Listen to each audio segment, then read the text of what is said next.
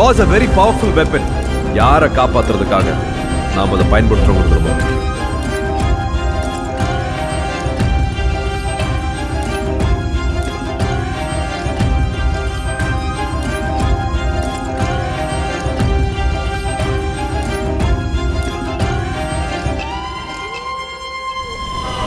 Hi, this is to tell you about a recent cover story on Justice Chandru.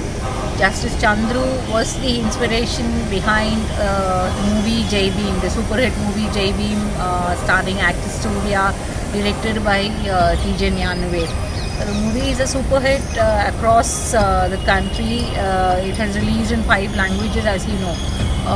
Our story is about the life of Justice Chandru. Chandru, throughout his life, he had been a person who has been very honest.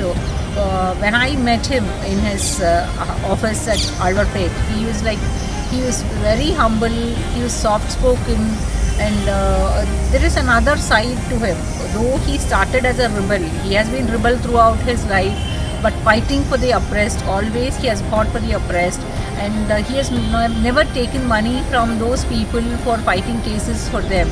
And during his tenure as a lawyer, he was known as a rebel lawyer in the Madras High Court, and there were times when he only took up cases for the oppressed, and there were times when he fought for the politicians also. There were times when he was sandwiched between the government and the political prisoners, like when he argued cases against Vaiko or Pazhanedumaran on the Tada and the Pota cases against them. And there were times Chandru fought for women.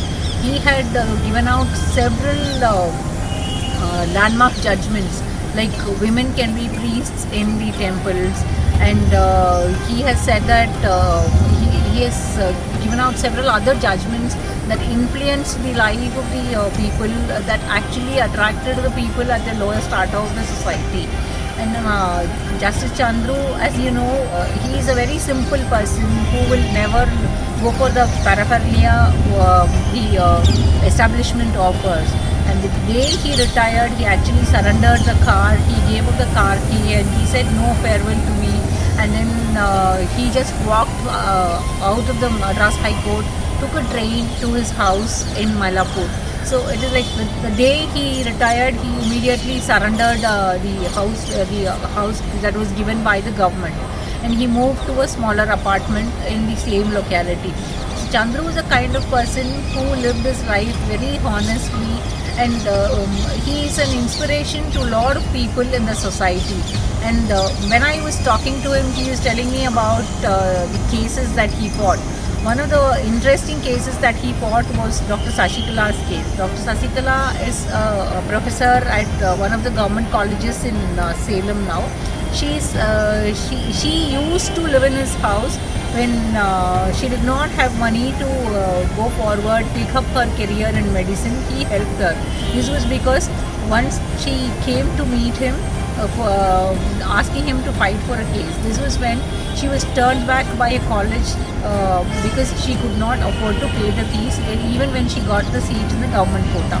And after that, Chandru advised her to do the improvement exam, score well in the exams, and get a seat in the government college, in a government quota in a government college the next year.